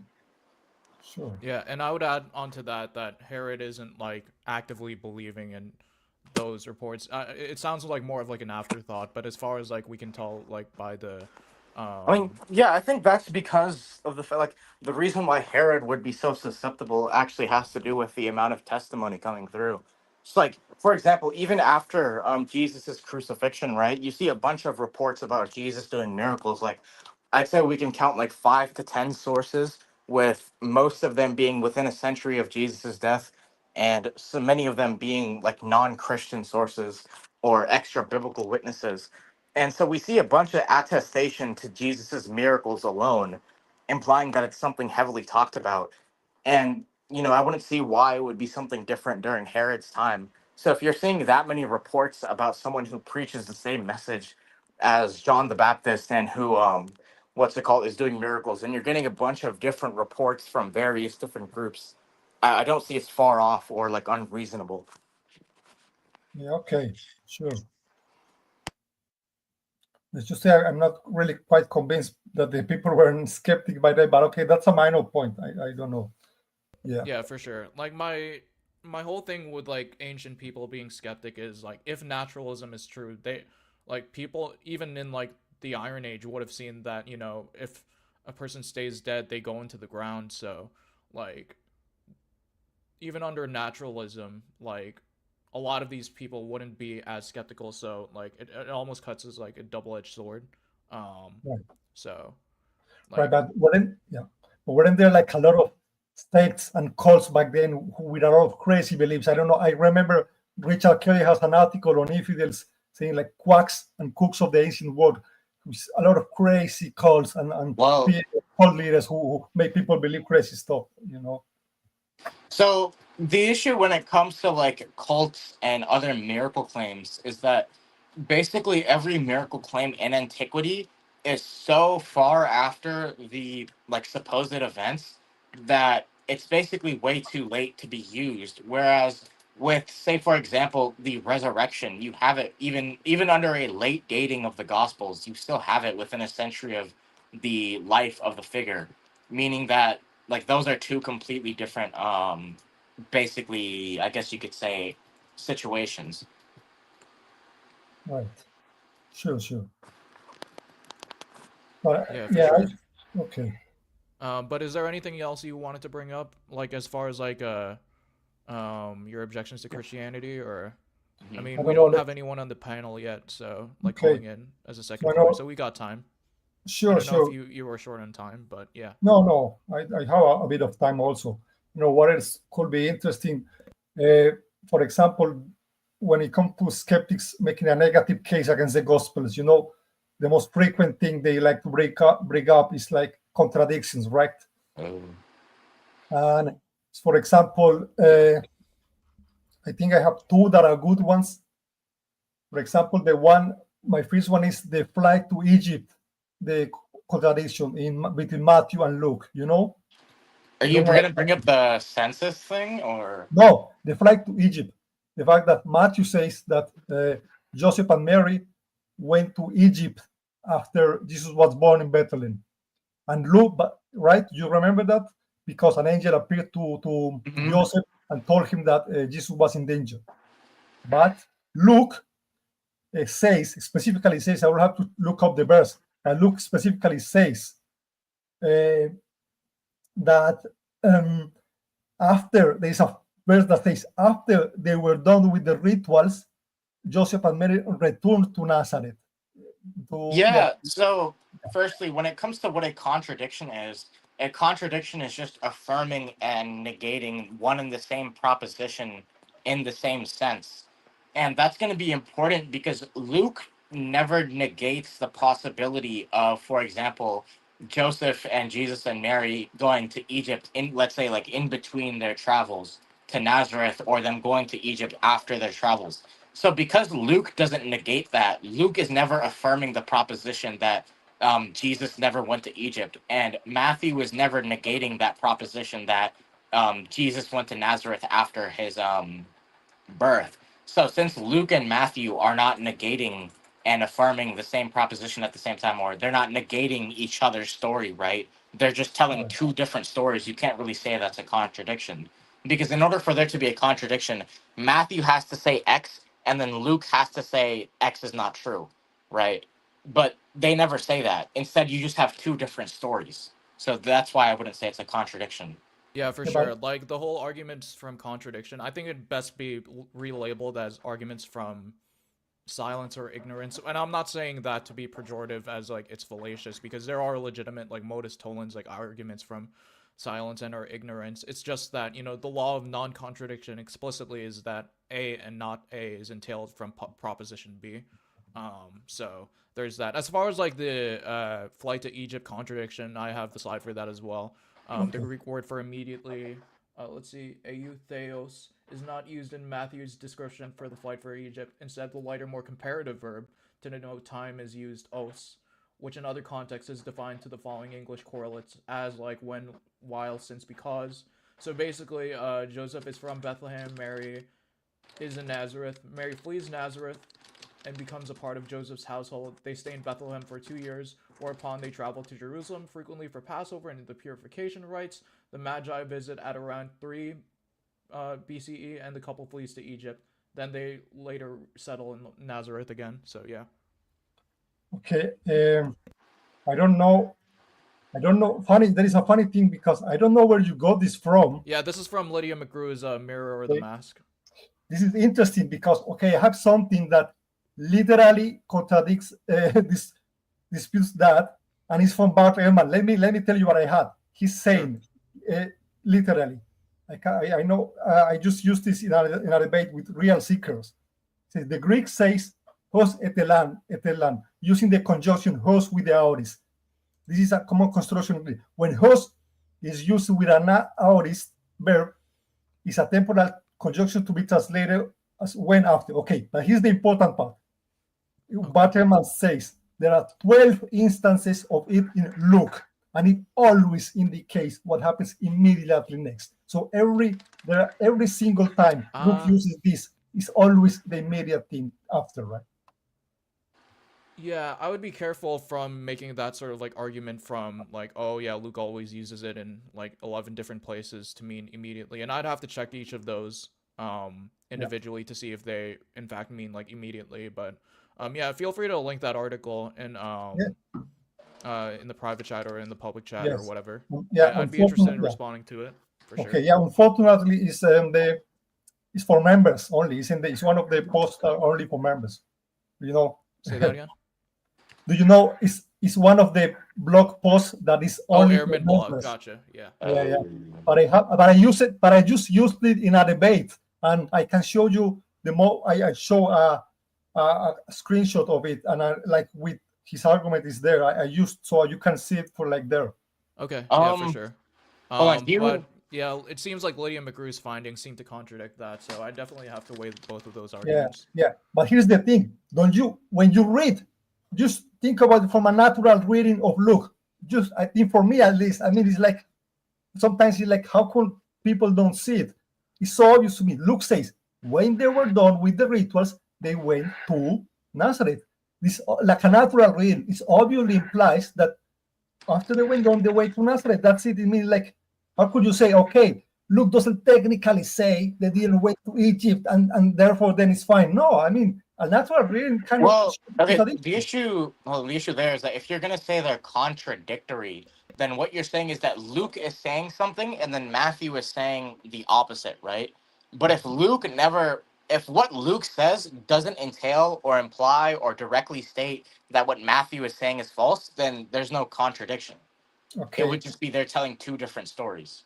Okay, but the stories are not, they don't really match each other. You know, Dan McLennan that McLaren talks about it. He says apologists think that, Well, something okay, is I don't not a think Dan contradiction McClellan unless. gets logic then, because what I explain is directly what you would need to say it's a contradiction. A Okay. contradiction is just Yeah. P and not P. If let's say you have I don't know, let's say Luke says P is true, Matthew says not P is true. Okay, that's a contradiction. But if you say if Luke says Jesus went to Nazareth and then Matthew says Jesus went to Egypt, that's not a contradiction because those can happen in a different order. Yeah. So in order to have a contradiction, you would need to show that one person says X and then the other person negates it. Yeah, Right. and just to piggyback on that, the law of non-contradiction, at least formally in logic, is exactly as Roy outlined it. It's some proposition that implies A and not A. But there obviously can be arguments from silence, but of course you need to justify, like, why would Luke write this like extensive biography to the point where like not a single detail is missing. You know, we know that like ancient papyri was limited in the ancient world, and just writing materials were limited, and it was expensive at that as well. And John even states, like in the similar like vein, that the synoptic gospels are being written, that if they were trying to compile like an extensive biography to the point where no detail is left out, they wouldn't have enough papyrus or like ink in the world or something like that to write out all of Jesus's life. So yeah, I would say that the genre of the gospels like actually goes against this expectation that they were to be writing every single they wouldn't leave out details to like sort of like appeal to their audience and things like that. So yeah, it's definitely an argument from silence. Okay. No, I mean, I'm not sure I'm not just saying that Luke omits this. I'm saying Luke says that they went to Nazareth right after the rituals of Jerusalem, Bethlehem, right? So it's like, it's not just the omission. But okay, I would say something like this. Dan McLaren says that apologists think that a contradiction has to be like technically, logically, 100% formal contradictory for apologists to even consider it a contradiction. Like it seems to me that you want Luke to say, oh, they went from Bethlehem to Nazareth and they did not go to Egypt, like Matthew says, and then and only then you will be willing to admit a contradiction. Well, hold on. Yeah. I don't think they have to directly state that. Like, for example, if Luke says something that implies that Jesus did not go to like Egypt, right? I think that would be enough to make a probabilistic point. It's just that I don't think what Luke says implies in any way that Jesus didn't go to Egypt. So Right. I don't. Yeah. So even like probabilistically, right? There's no contradiction. Yeah. Like, So I think I just say, the way what I've heard is that what people say is like, okay, Luke could be saying that they were in Bethlehem and eventually after they went to Nazareth, right? But for me, this is super weird. Like in a language, why would you order like this? It's like saying I went to college and after that I got retired, right? It's very weird because technically, yes, you went to college after that, but no, you're skipping. This is weird. It's a weird language. Well, it depends on the context. It's more of like I went to college and then I found a job, you know, like just like a 2-year gap, and I think that's perfectly reasonable within it. Right. Yeah. So like for example, right? Let's say person A says that Roy went to school, then he went home, versus person B saying Roy went to school, then he went to the gym, then he went to his house. Those aren't contradictions just because one person skipped over the part where I went to the gym. It's just that like one person is giving a less full account than the other person, right? Okay, I think saying he went to school, then he went home. For me, this does exclude the gym. Maybe it doesn't exclude like a small stop, like the gas station, for example. That's something that you will avoid. But if you went to the gym, then depends on how important is the thing that you're meeting. I've used like language like that before, where it's like I'll say, I went to the school, then after that I went home and talked with my brother or something like that. Like I've used language like that in everyday life. I don't know. I guess it's maybe like how you use language versus how we use language. But I think when it's like, I think the question would be like, I guess you could say it's a loose sense for us versus a strict sense for you. I think the apostles would be using that more loose sense, since we see large gaps in time a lot when it comes to when it comes to the word afterwards or then. So, like for example, I'm pretty sure there's like big chronological gaps in like let's say Genesis or even Luke when they just like connect the two between and then like it'll be like 5 years past. So I think the Gospels are going to use that loose sense of then, where it doesn't have to be directly after. Okay, sure. Do you want to look at another contradiction? Maybe a second one. Yeah, sure. Yeah, we have time. We have no What do you make of the contradiction in the resurrection accounts on whether there was one angel or two angels at the tomb? I'm sure this is a popular one. Yeah, so we would just say that like those don't contradict, because if there's two angels, then you can describe it fully as saying, yeah, there were two angels. But even if there's two angels, there's obviously also going to be one angel, because one is going to be included in that. So like for example, take the two statements. I was on a stream talking to Roy, and I was on a stream talking to Roy and Apollos. Both of those statements can be true at the same time. Yeah. Yeah, so we would explain it like that. Sure, Because that's it would okay, be, yeah, if they said there was only one angel and not another, then maybe you could have a point there. But if it's just saying that, oh, I saw an angel versus, oh, I saw two angels, those two statements need not contradict. Sure. Okay. Yeah, for sure. And then I wanted to give you the last word on whatever you wanted to say, but it does look like we have another guest, so Okay. Yeah, it was nice talking to you. If you want to like organize something with Apollos, do you have like Discord? Because we're organizing a debate on Yeah, there. that would be great. I just maybe you could come to my channel even. I just had David, David Palman from Faith Because of Reason. Yeah, I saw you were like having a video response back and forth with him, right? Yeah. I'm doing that, and he also came to my channel, and we had a very nice debate. So maybe we could do that. Yeah, so where if you also, because I'm trying to set up like a formal debate, or like the other admins in my server are, if you have Discord, I'm sure Apollos can just invite you to it, and then we can like set up a debate there if you want that to. sounds great. Yeah, thanks. Yeah, for sure. I'd love to. Okay, yeah. Well, it was nice seeing you, Modern. Yeah, you too. Bye. Yeah. Take See care. you later. Yeah, take Have a good care. one. All right, and then we have Nothung. Hey, what's up, man? Hi. Yeah, no, it's like no tone. Like Siegfried's sword from the Ring Cycle. Oh, okay. My bad. Anyways, but hi, yeah, I'm Apollos. Apollos. So nice meeting you.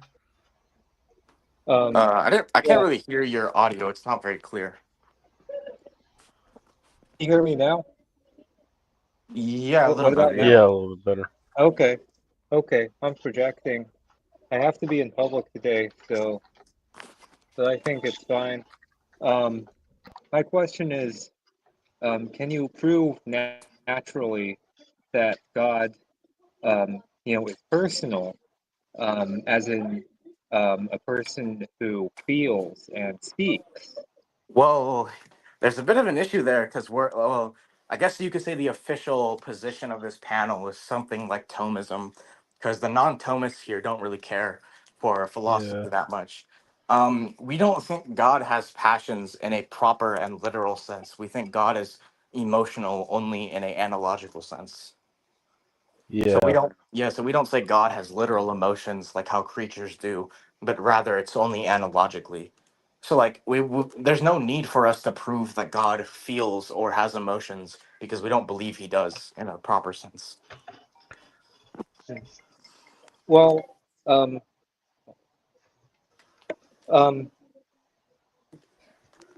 believe, I'm not here to, I don't have my Bible handy, but I do believe there are places in the Bible where it does say God felt those are just angry or an analogy to kind of help us understand what.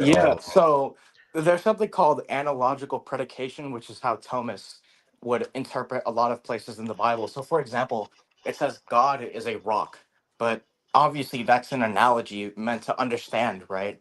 It's not meant to be a proper and literal sense. And so, in a similar fashion, we'll say things like God is in pain or something like that, right? Or the heart of God is hurt whenever such and such event happens, right? That's just going to be an analogy to describe the grave moral offense that occurs, right? Okay. And If you of mean course, like, can you prove that God has intellect and will? I guess it would depend on your starting point. Like, Would you, Yeah. for example, accept that there's a first cause? Yes. Okay, so whenever we have some cause in the world, right? If it has no like, Apollos, can you pull up the slides real quick? Because I think we actually had something on this. Because Yeah, if you the look at the first actualizer stuff. yeah, if you look at the first mover argument, what St. Thomas argues is basically that like whenever you have a cause, you have in some way that the effects of that cause are in that thing. So like let's say I'm causing a water bottle to be picked up, right? The way that works is that I have the effect, the water bottle being picked up in the cause, which is me in some way. It's just that the effect is in me abstractly, meaning that like it's in my intellect, right? Uh-huh. Versus let's say if you have a non-mental cause, like a that uses some mechanism, right?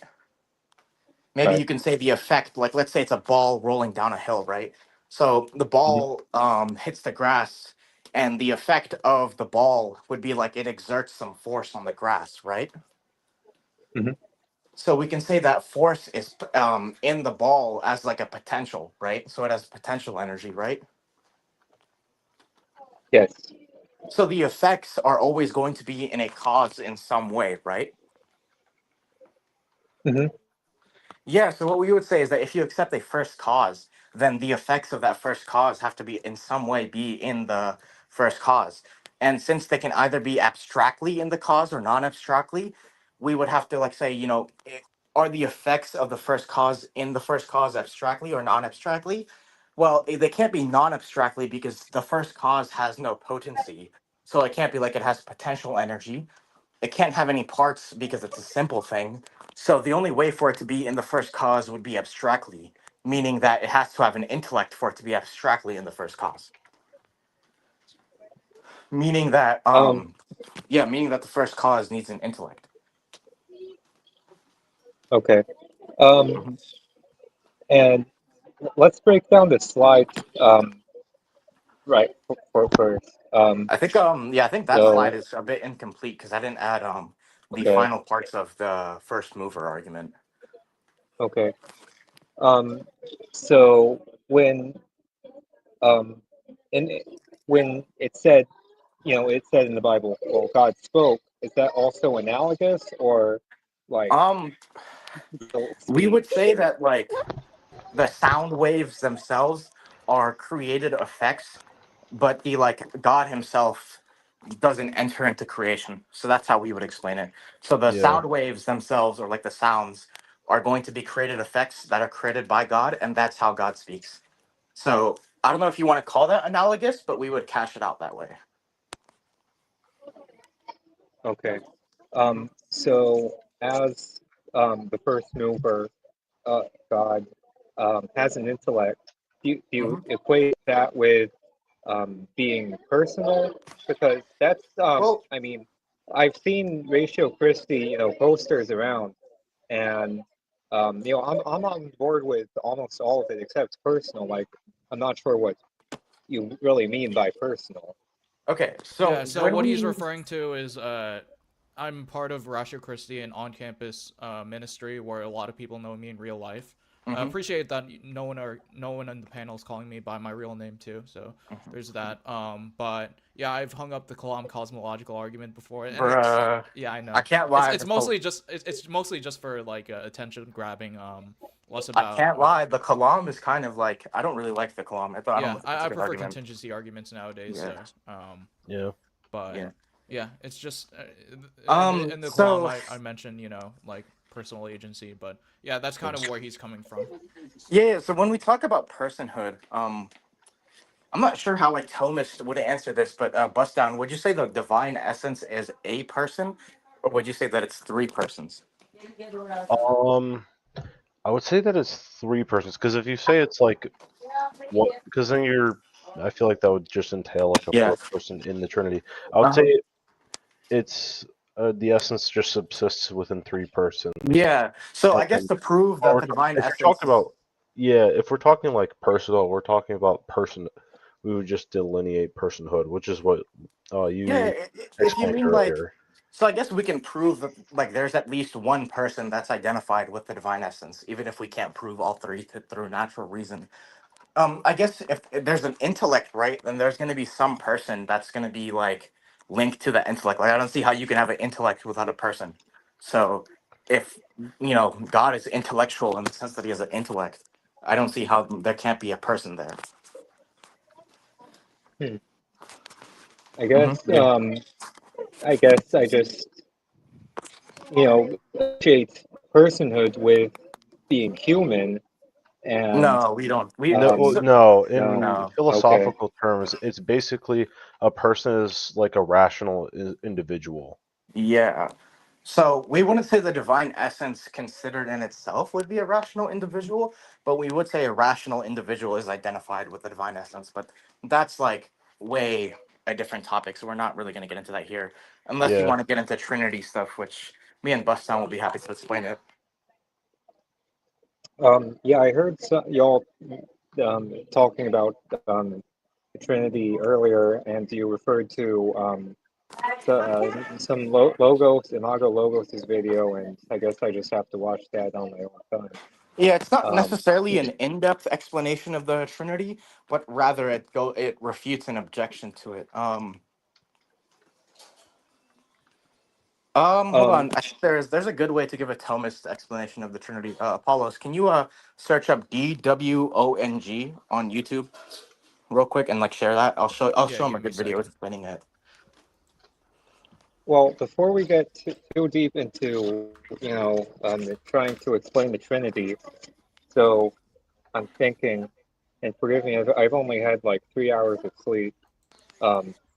So if a reasonable, rational intellect can only be had by a person, and then can you prove that? Can you naturally prove that we are made in the image of God? Well, Well, I don't know if you can prove I that don't from think you reason. can. I don't think you can from reason alone. You would need divine Yeah, revelation, if I'm I not think you mistaken. need divine revelation for that, honestly. Yeah, and then as far as the DWONG video, which one did you want me to The play? best explanation of the Trinity. The best The Yeah. theology? No, the best explanation. It's like a Explanation, 2-hour long okay. video that goes super in depth into it. Gotcha. Let me see if I can find that real quick. Yeah. You can also there's another one for a more Thomistic explanation for the Trinity down the line is a video from Scholastic Answers, Irrefutable the Holy Trinity is Yeah, what the it video goes is over the called. view of relations and how we explain that. It's very good. I like it. I think DeWong's video is good as a starter. Yeah, I Yeah, I would just have to posted the agree. link to the video in the live chat. But yeah, let me go share it real quick what the thumbnail looks like. Present, stop. But yeah, Present. to the image. Hold on. To the image of God thing, we can prove it. It's just we would have to appeal to divine revelation, and so that just gets into the debate of as to whether there is divine revelation, and as to whether the Bible constitutes it. Which, I mean, I'm sure Apollos and me can go over that, but that's going to get out of the Yeah. territory of reason be prior to revelation. Yeah, like Okay. natural theology alone, pretty much. Yeah, because Bust Down does he knows a lot about the natural theology stuff. I know a little bit, but I don't know if he does the proving Christianity specifically. Yeah. No, not necessarily. I did it in the past a little bit, but not really now. I'm very far behind on like any scholarship or anything like that. Yeah. Okay. So I guess that answers my question for today. That if a a reasonable intellect necessarily comes from a person, then and we define a person in that way, then we can say God is personal. I just feel like in when you're telling people, God is personal, that that feels kind of loaded to me. It implies that, well, God necessarily feels, Yeah. speaks, is good and loving, Well, and I don't know if yeah. you can So, prove all of that. well, when it comes to good and loving, I mean, I feel like that kind of just follows from the fact that God is pure act.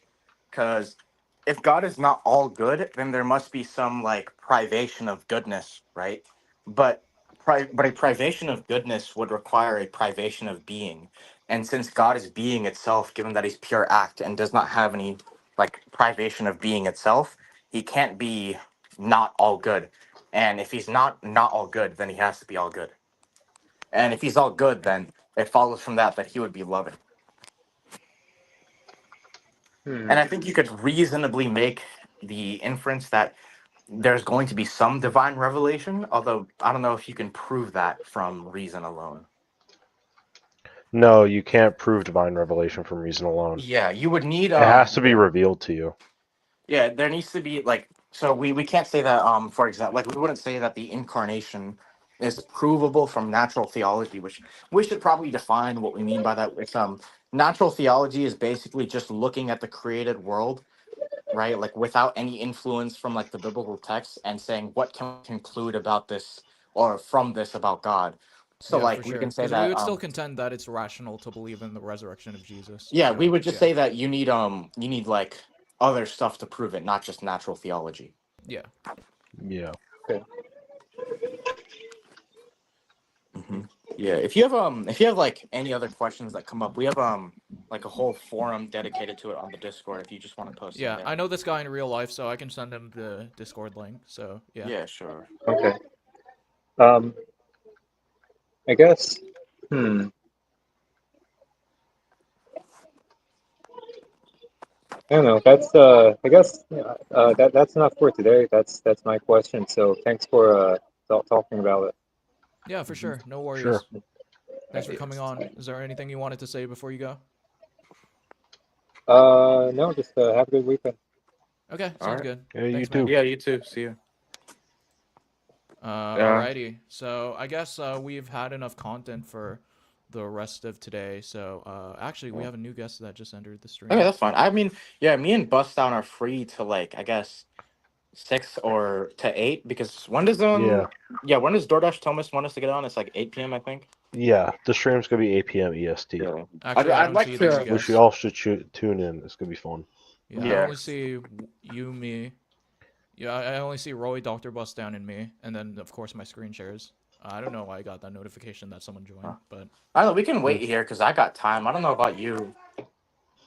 Yeah. I might have a hard stop at like 5 o'clock, but okay, that's fine. But yeah, that's fine. Alrighty, but just a reminder, everyone, that I am active on. I'm getting my Patreon activated soon, so. I mean, sorry, I have my Patreon activated, and I'm just waiting for someone to, donate so that I can start, like, officially, like, doing official perks for those who plan to be Patreon members. So, there's that. Please consider donating, and then you get all of these different perks depending on the amount of your monthly donation. And, yeah, without further ado, I'll give it up for Imago Logos and, like, their current projects. So, yeah. You said you guys were gonna go on like a stream later, so what's that all about? Yeah. If you search up DoorDash, yeah, first search up our channel, I guess, or DoorDash, whichever one you want to do first, you can do. We're gonna go on DoorDash Thomas. Oh wait, is that someone new? Oh, hello. Yeah, there we go. Hello. Hey, What's up, yeah, what's good, Apollos? So I guess I just have a small question. So it would just be like, how do you respond to divine hiddenness? I think that divine hiddenness really gets me down sometimes whenever I'm debating with like atheists or agnostics. Okay. So what's your personal way around it? So first of all, I would say that divine hiddenness in a way is just like a problem of evil point two. Like yeah, like it's like a problem of suffering point two. Yeah, like I feel like it's just problem of evil restated, but now you're just focusing instead of focusing on privations in general. You're speaking about a lack of divine action to elevate people to like what's it called, salvation, right? So I think it's going to be contingent upon the same premises. If you want a in-depth explanation on it, I would recommend going to my channel. If you pull it up, or yeah, if you pull it up, we have a video on the problem of evil. It gives a solution that well, it's kind of a bizarre solution. I'll say Mhm. that. Yeah, but you should probably watch it, and I think you can apply it to divine hiddenness as well. Because there's two ways you can really cash out any problem of evil. You can say that if God exists, then it's logically impossible that any privation or evil exists, right? Mm. So we would negate that by saying that basically you can't. The issue is that you have to remember that if they're saying these two things contradict, the burden of proof is on them. Mhm. However, if they want to prove the claim that if God exists, then evil does not, then either A, they're doing an internal critique, in which case they have to justify their premise from inside our paradigm, meaning that they have to show why, like for example, they have to show that the conception of God that Christianity gives would entail that evil doesn't exist, or they Yeah. would have to show that they would like have to give their own conception of God and evil that entails that they're mutually incompatible. But Gotcha. they can't really do either. They can't do the first one because, well, the Bible just doesn't say that God would eliminate all evil if he's all good. So the Mhm. premise falls flat. They can't do the second one because a lot of the atheists that you'll see online running the argument that like if God exists, evil does not. They'll say that like they're moral anti-realists, right? So they don't believe in objective morality. So that just makes it even harder for them to prove it. Mhm. Yeah. So in a way, right? In a way, they have to prove that no good can come from the quote unquote evil that they see, which Yeah. would require them to know the mind of God, which even Christians and like even Christians say they can't do. So from an Yeah. atheist perspective, that falls flat because there's an infinite burden of proof now. You could maybe put it that way, but my point is basically that since it's their argument, they have the burden of proof to show that if God exists, he would not allow evil, or I guess in this case, he would reveal himself to everyone, right? Yeah. So you have to remember that it's their burden of proof to show that, right? Yeah, for sure. Now they can either fulfill that burden of proof by going to something outside our paradigm or going to something inside our paradigm. If they're going to something inside our paradigm, they can't fulfill that burden of proof because our paradigm doesn't say that like God will reveal himself to everyone. If they go outside our paradigm, then they have to give their own morality and they have to like prove a secular objective morality, which I don't think they can do. So Yeah, either for way sure. you look, yeah, so either way you look at it, it fails. All right. I guess yeah, I think okay, I was pretty close to that. I'm just coming up here for Uh-huh. clarification and thoughts on Yeah, that. and this also works for a probabilistic one because all Mhm. this means is that like since what we've shown since I've shown that basically they can't show that God would reveal himself according to our paradigm or even according to theirs. The probability of theism has nothing to do with whether God reveals himself then. Or I guess you could say it's not lowered by God revealing himself. Obviously, if God does reveal himself, then that shoots the probability up. But him not revealing himself doesn't shoot the probability down, basically. Yeah. Gotcha. All right, Uh-huh. I guess that's I do have one more, but I'm not sure if I'm able to if it's a one question thing at a time. Oh no, you can ask whatever. We have time. Before you I don't know move about. on, I do there's a book called Enduring Divine Hiddenness by Joseph Minich on Yeah. that you can look up. It's on Amazon. It's like I think $15 normally, but it's like I think 7 right now, $5 or $7 right now. $6 or So $7, yeah. six, $7, yeah, somewhere Yeah, around there. around 6 The 7. but yeah, I've been recommended that book before. It's a really good book. So if you don't mind doing some reading, I would get that. Yeah, check out my video on the problem of evil, and then just apply it to divine hiddenness because they're like in the same category. And then check out that book. And then Apollos had some slides on divine hiddenness too, right? Yeah, for Yeah. sure. Basically, it was just like giving some possible reasons for why hiddenness could exist. So, like for example, making it not undeniable to the point that it enforces belief. Because you know, sufficient conditions for God existing are not the same thing as necessary conditions. You know, so Mm. like it might be sufficient to believe that God exists in spite of hiddenness. It's not necessary for hiddenness to be eliminated, and you can obviously like deny to an extent that there is poor evidence for the existence of God. And then as far as like eschatology is concerned, like how it's defeated, I do think this might be an unpopular opinion, but I do think that the scripture supports like post-mortem like grace when it comes to people who are ignorant of the true God. So like Acts 17 is like a great example of that. And this is Paul speaking, by the way. The same Paul who said that the law is written on our hearts, and yet he still says that despite the law is written on our hearts, where we are without excuse in terms of our morality as far as like divine revelation is concerned, you know, like people are always praying to an unknown God. So yeah, that's what I would say as far as like people giving the chance, not the guarantee, but the chance that they could you know, have like post-mortem salvation. Also, Jay, I also know you in real life. So Yeah. Yeah, for sure. yeah, feel free to come up here if you want. Like whenever we do our Friday streams, if you ever are interested, because I know you're really 100%. into this stuff. So yeah. Yeah, for sure. Yeah. No, yeah. Once again, I guess I'll plug the Discord again and the Imago Logos. Oh, channel. bet. Wait, hold on. Wait, y'all got a Discord? Yeah, I Yeah. guess it's at this point it's kind of like although Imago Logos and Apollos aren't the same channel at this point, that Discord has become like both. It's like of our a little Discords. mishmash. Yeah. Yeah, because we have like Young Christian on there too, as well, and Bust Down who runs a Substack. So I guess that's the Discord for like all four of us. Yeah, for sure. He For knows sure. the inside joke. Yeah, it's all good. All the time.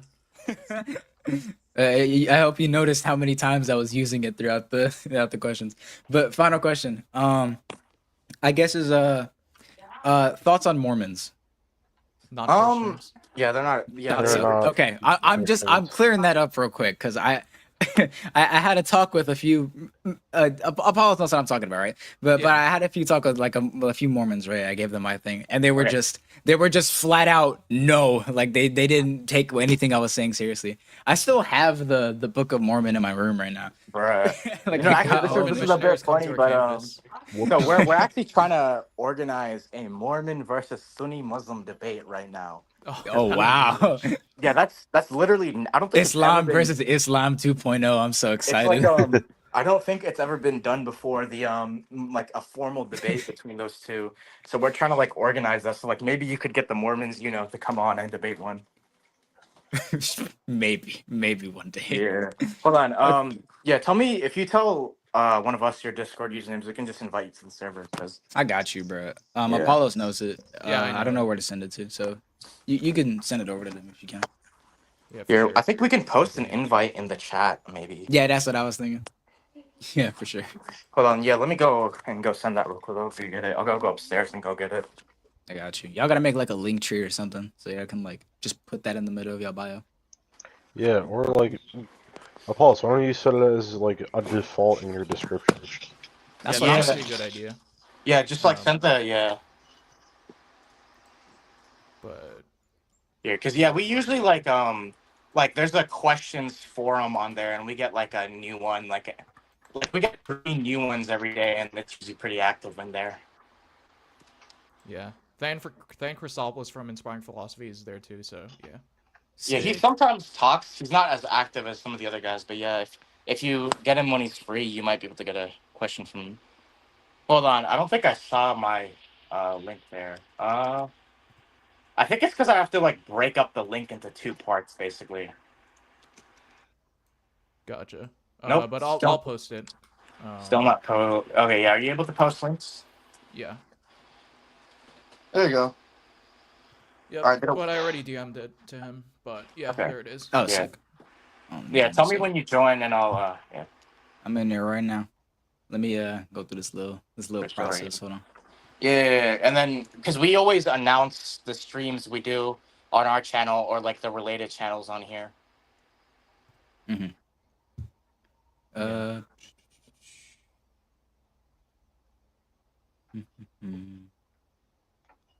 mean, yeah, if you have any other questions, we'll be able to answer them. Because I think, yeah, if you have me, Apollos, and Bust Down, we can probably cover like any topic. Man, I got you. Thank you, bro. Yeah. All right, I'm in. So Go ahead. Sweet. Go into general real quick. There you go. Cool. Yeah, I think I see you there. That's me. Yeah. Bad. All right then. I don't think we're gonna be having any other guests come in, so I I might end Yeah. it within 5 minutes, but is there anything you wanted to say before we leave, Jay? I don't want to take up too much time. I guess quick because I don't want to go here for like another 15 minutes. The free will defense. I've heard like a lot of different ideas about free will. I'm personally, I have really no idea. Like I believe we have free will, just not to the fullest extent, like libertarian free will. But thoughts? I guess I used to be a compatibilist. I lean more libertarian now. I don't see any good arguments in favor of determinism, though. That's interesting. Not sure where I land. I guess like what without I guess getting I'm into the closer to weeds, like, what is compatibility. your definition of like compatibilist. libertarian free will, Roy? Hello? Oh. Dang. Right? He died. Oh, what happened? He didn't left. wait. I'm okay. Now I think I'm here. Yeah. Did you ask me a question or? Yeah, definition of free will in 2 minutes or less. In 2 minutes or less? Just crunch it down. You got it. Okay. So the compatibilist view is that free will is doing that which is within your desires or that which is within your will. So if something is within your will and you're able to do it, then you have free will. I mean, yeah, I hold to that same view. I think that I think the idea of like full on libertarian like free will, it kind of that I'm a little bit unsure about going, but I think that we have free will to a pretty high extent. I think that we're influenced. Maybe our thoughts could be influenced, but you still have the ability whether or not you want to go through with it. That's my stance. Yeah.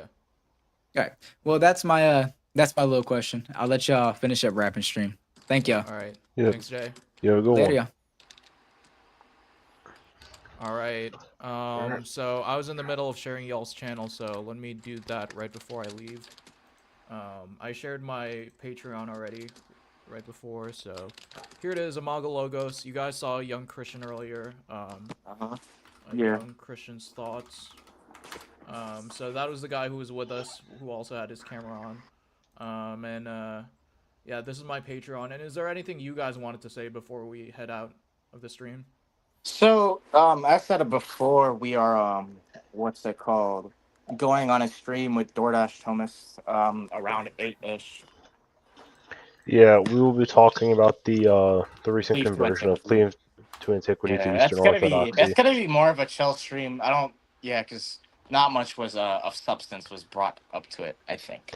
Yeah, I mean, like, we're gonna probably be covering some stuff every now and then. I did try to look around, see if there's some other things I wanted to cover, but realistically, the video that was posted on Orthodox Ethos, it's pretty much all like the important stuff that we're gonna cover, like his reasons for his conversion, like what are like some positive reasons, what are some negative reasons he had against Roman Catholicism and Protestantism.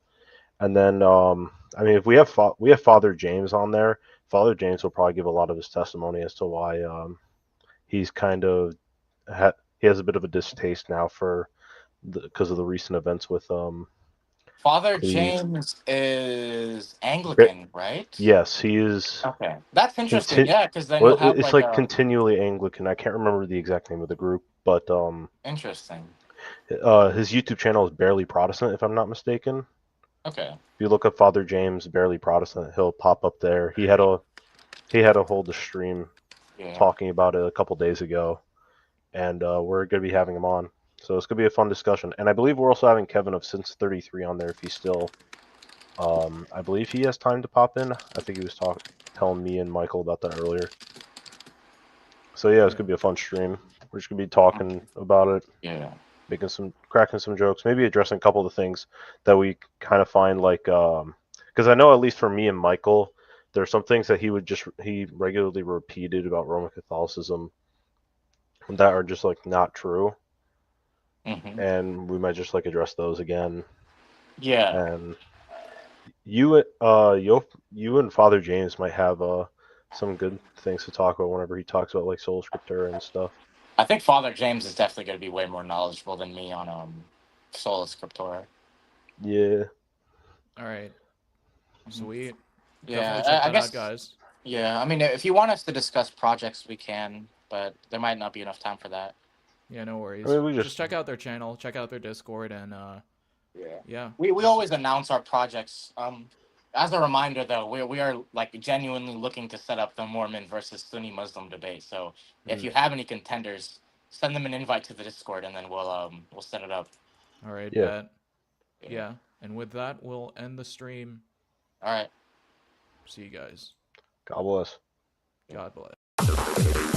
You made it to the end of this video. If you enjoyed it, please hit like, subscribe, and that notification bell for more content. Got questions or ideas? Drop them in the comments below. Until then, next time, thanks for watching. This is Patrick Boy Paul signing out. Peace.